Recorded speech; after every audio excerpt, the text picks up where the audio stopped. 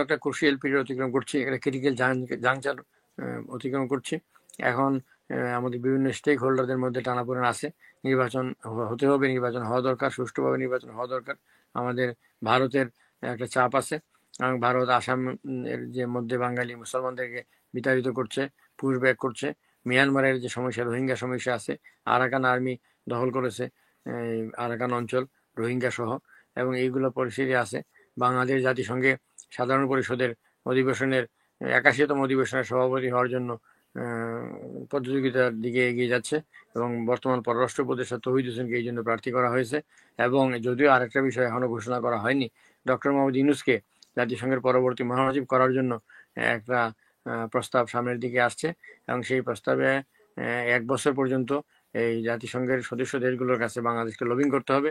Lobbying করে তারপরে পরবর্তী মহাসচিব নিয়োগ যখন হবে তখন দায়িত্ব গ্রহণ করবে। এবং বর্তমান জাতিসংঘের মহাসচিব অ্যান্টনিও গুতেরেস, তিনি 2য় টার্মে বর্তমানে আছেন। আগামী বছর তার টার্ম শেষ হবে।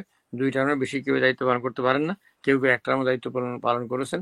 ফলে নেক্সট টার্মটা বাংলাদেশের, এবং সেখানে ডক্টর মোহাম্মদ ইউনূস এর আগে ক্ষমতা ছাড়তে হবে। সেটা পরবর্তী যে সরকার বাংলাদেশে আসবে সেই সরকার এটাকে এগিয়ে নিতে হবে। 2টা নির্বাচনে এগিয়ে নিতে হবে। একটা হচ্ছে বাংলাদেশ জাতিসংঘের সাধারণ পরিষদের 81তম অধিবেশন, এর আগে 41তম অধিবেশনের সভাপতি ছিলেন বাংলাদেশের সাবেক পররাষ্ট্রমন্ত্রী হুমায়ুন রশিদ চৌধুরী। এবং এটার জন্য প্রার্থী হচ্ছে বর্তমানে 3টা দেশ। একটা বাংলাদেশ সবার আগে প্রার্থীতা ডিক্লেয়ার করেছে, এরপর সাইপ্রাস এসে সাইপ্রাস এর পাশ করার সম্ভাবনা নেই।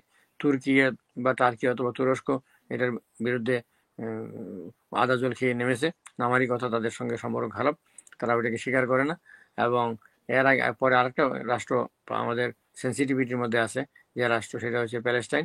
ফিলিস্তিন আমাদের প্রার্থীদের ঘোষণার 4 বছর পরে তাদের প্রার্থীদের ঘোষণা করেছে। ফিলিস্তিনের সাথে আমাদের সম্পর্কের ব্যাপার আছে, সেখানে ইসরায়েলের আক্রমণ, গাজায় হত্যা, মুসলমান, তাদের প্রতি একটা মানবিক সমর্থন সব দেশেরই আছে। বিশেষ করে মুসলিম দেশগুলো, ওআইসির মেম্বারগুলো ফিলিস্তিনকে সমর্থন দিয়ে দেবে। ডিপ্লোমেসি করে প্যালেস্টাইনকে বোঝাতে হবে যে আমরা অনেক আগে প্রার্থীতা ডিক্লেয়ার করেছি, আমরা প্যালেস্টাইনের পক্ষে কাজ করবো। ওইটা বললে আমেরিকা সহ ওয়েস্টার্ন ব্লক বাংলাদেশকে সাপোর্ট দেবে।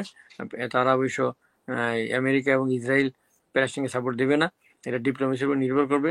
এবং একইভাবে জাতিসংঘের মহাসচিব পদটাও ডিপ্লোমেসি করে আমরা জানতে পারি, এটা আমাদের দেশের জন্য সুনামের বিষয়, আমাদের গৌরবের বিষয়।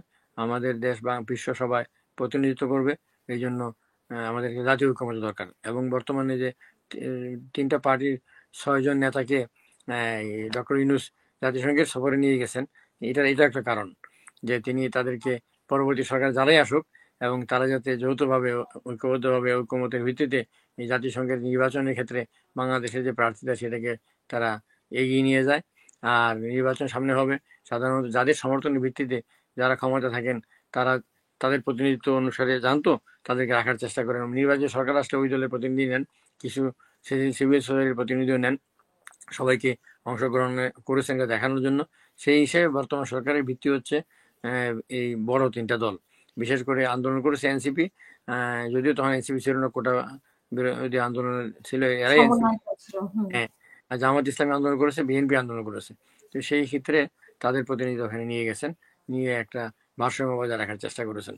এখন ডক্টর ইউনূস এর নেতৃত্বে যে সরকার, এটা ইন্টারিম গভর্নমেন্ট, এটা রাষ্ট্রীয় প্রশাসনিক গুরুত্বপূর্ণ অর্থ অপচয়ের সিদ্ধান্ত না নেওয়ার কথা, শুধুমাত্র ডে টু ডে অ্যাফেয়ার এবং নির্বাচন করার কথা, জরুরি পরিস্থিতি হলে ইন্টারিম কমিটি হিসেবে সেটাও করার কথা। কিন্তু এই সরকার আগামী কয়েকদিনের মধ্যে বাংলাদেশের 2টি নতুন প্রশাসনিক বিভাগ প্রতিষ্ঠা করতে যাচ্ছে। একটা হচ্ছে কুমিল্লা, আর একটা হচ্ছে ফরিদপুর, এবং 2টা নতুন উপজেলা সৃষ্টি করতে যাচ্ছে। একটা হচ্ছে মুরাদনগর উপজেলাকে ভেঙে আরেকটি উপজেলা ভাঙ্গারা নাম, এবং চট্টগ্রামের ফটিকছড়ি উপজেলাকে ভেঙে উত্তর ফটিকছড়ি নামে আরেকটা উপজেলা গঠন। এই বিষয়টাও তাদের ম্যান্ডেটের মধ্যে পড়ে না, তারা এটা করছেন, তাদের নির্বাচন দায়িত্ব পালন করছেন বলে অনেকে বলছেন যে সংশ্লিষ্ট উপদেষ্টা তার নির্বাচনের জন্য এটাকে কাজে লাগাচ্ছেন। যাই হোক, এই বিষয়ে তো আমরা অলরেডি আলোকপাত করেছি। আর আজকের বিষয়টা না, আমরা চাই যে রাজনৈতিক সংকট কাটিয়ে উঠে। এটা না হয় পুরাতন, হ্যাঁ, আরেকটি বিভাগ কার জন্য করা হয়েছে, ওইটাও নিশ্চয়ই কোনো ইয়ে আছে। না, একটি বিভাগ করতে গেলে আরেকটি বিভাগ করতে হয়, কারণ ভারসাম্য বজায় রাখার জন্য 2টা প্রস্তাব আগে থেকে ছিল, যে কুমিল্লাতে এবং ফরিদপুরে। এখন বিদ্যমান প্রস্তাবের মধ্যে 2টা প্রস্তাব একসাথে এসেছিল, বিদ্যমান প্রস্তাবের মধ্যে একটি করলে আরেকটি করা যাবে না, করলে এটা এখানে বৈষম্যমূলক আচরণ করা হবে। যেমন আমি যখন ক্ষমতা ছিলাম তখন দুইটা বিভাগে মেট্রোপলিটন পুলিশ ছিল না, সিলেট এবং বরিশাল। তখন দুইটা বিভাগকে আমি প্রেসিডেন্টের অর্ডিন্যান্স দিয়ে আমি মেট্রোপলিটন পুলিশ করে দিয়েছিলাম। তারপরে হুম, আমি যখন সিলেটে গেলাম লন্ডনে আসার আগে, তখন সিলেটে আমি ঢোকার সময় একটি গ্যাস স্টেশনে যখন আমার গাড়িতে গ্যাস ভরছিল, আমি গাড়ি থেকে তখন গ্যাস ভরার সময় নামার জন্য একটু বলছিল, নামলাম। তখন দুইটা পুলিশের গাড়ি এসে আমাকে পায়ে ধরে সালাম করছে। আমি বলি, কি হয়েছে? Sir, we are grateful to you, you have created the Metropolitan Police in Sylhet, and for this we are now elevated to this position. We have been in SPs in the Mofasol area, তো আমরা এটার জন্য আছে কৃতজ্ঞ, এটা পেয়েছি। তো এটা করার কারণ যেটা হচ্ছে যে মানে ওইগুলো করেছিলাম, এবং এটা হচ্ছে একটা একটা ব্যবস্থা, বিদ্যমান অবস্থাটা স্টপ ছিল, স্টপটাকে আমরা কাজে লাগিয়েছিলাম। আর বর্তমানে একই রকম প্রস্তাব আছে, যদিও সিদ্ধান্তটা হয়নি। বর্তমান সরকার সিদ্ধান্তটা নিতে গেলে তো প্রস্তাব ছিল কুমিল্লা এবং ফরিদপুরকে বিভাগ করা যায় কিনা, এই জন্য মন্ত্রিপরিষদ বিভাগের মাধ্যমে নিকারের প্রস্তাবটা শেখ হাসিনা নেতৃত্বে সরকার জনগণের দাবির প্রেক্ষিতে প্রেরণ করেছিলেন। এবং সেখানে যদি কুমিল্লা নাম যে মেঘনা হতো অথবা যদি ময়নামতি হতো, তাহলে তিনি বিভাগ করে দিতেন। এবং তিনি বলেছেন কুমিল্লাকে তিনি বিভাগ করবেন না। কেন? কুমিল্লার অনেকে জড়িত সাবেক রাষ্ট্রপতি শেখ মুজিবুর রহমান হত্যাকাণ্ডের সঙ্গে। এই কথা বললে তিনি এটাকে মেনে নিতে পারছেন। এটা একটা কুসংস্কার যে কোনো নামের কারণে কোনো কিছু হয় না, একমাত্র আল্লাহ তাআলার হুকুমে সবকিছু হয়।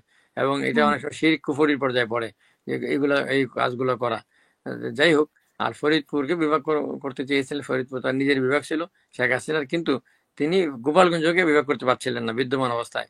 কারণ তার জেলা হচ্ছে গোপালগঞ্জ, এটা হচ্ছে মহকুমা ছিল একসময় ফরিদপুরের অধীনে, গ্রেটার ফরিদপুরের অধীনে। করলে ফরিদপুরই করতে হবে। আর তিনি চেয়েছিলেন যদি করতে হয় এটাকে পদ্মা নামে করবেন, ফরিদপুর নামে করবেন না। এবং পদ্মা বিভাগ যদি করেন, সেই ক্ষেত্রে সব বিভাগের সদর দপ্তর থাকবে না ফরিদপুরে। বিভিন্ন গোপালগঞ্জে করার জন্য তিনি অন্যান্য গোপালগঞ্জ এবং অন্যান্য শহরে ভাগ করে দেবেন। এবং বিষয়টা হচ্ছে অন্যান্য বিভাগ কিন্তু নদীর নামে হয়নি, অন্য নামে হয়নি।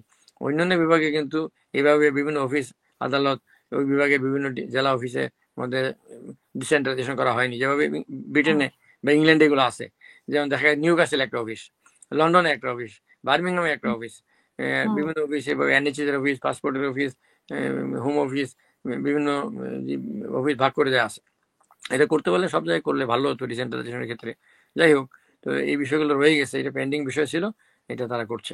আমি তো বাংলাদেশে 301 বাট এই যে ওনারা মানে জেলা করছেন বা এটা কি মানে আইনগতভাবে পরে টিকবে কিনা?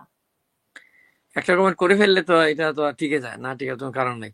বিষয়টা হচ্ছে যে পরবর্তী সরকার তো এটা রাজনৈতিক কারণে এটা বন্ধ করতে পারবে না। কারণ ওই এলাকার জনগণ তো এটা এই সুফলটা পেয়ে যাবে। এবং তারা তো এটাকে বেনিভোলেন্ট বলা হয়। এটা উন্নয়ন কামী, উন্নয়ন ধর্মী, উন্নয়নমূলক একটি সিদ্ধান্ত। এটাকে ওই যে শেখ হাসিনা বলতেন যে ডেভেলপমেন্ট অ্যান্ড ডেমোক্রেসি, তা আমি একটু বেশি ডেভেলপমেন্ট করি, কম ডেমোক্রেসি দিই, যেটা আইব খান বলেছিলেন, বেসিক ডেমোক্রেসি দিয়েছিলেন। তো এখন হুম, ডেমোক্রেসির কথা বলে যদি এটা করতে হয়, হ্যাঁ, উন্নয়ন করলে জনগণ লাইক করবে। উন্নয়ন করলে দেখা যায় প্রথমবার অনেকে ভালো নির্বাচন না করে ক্ষমতায় আসে, পরবর্তী ক্ষমতা আসার পর অনেক ভালো কাজ করার পরে তাদেরকে আর ভোটে হারানো যায় না। যেমন বাংলাদেশে বেশ কিছু সিটে বেশ কিছু ক্যান্ডিডেট তারা এমন উন্নয়নমূলক কাজ করেছে যে কাজ করার কারণে জনগণ তাদেরকে ভোট দেবে, তাদের প্রতিনিধি থেকে ভোট দেবে। যেমন ইলিয়াস আলীর নামে যদি কলাগাছ দাঁড় করে দেওয়া হয়, যে হুম, সিলেটের উসমানীনগর এবং বিশ্বনাথ উপজেলার যে নির্বাচনী এলাকা আছে সিলেট 2, সেখানে সে পাশ করবে। একইভাবে M K Anwar, doctor Khandakar Mosharraf Hossain এর মতো ক্যান্ডিডেট যারা এলাকাতে এত কাজ করেছেন, যে এই কাজ করে সাইবুর রহমান, তাদের নামে যদি সেখানে কলাগাছ দাঁড় করে দেওয়া হয়, পাশ করবে। কারণ এলাকায় উন্নয়ন করেছেন, মানুষের উন্নয়ন এর সুফল যারা ভোগ করে তারা এর প্রতিদান দিতে চায় মানুষ।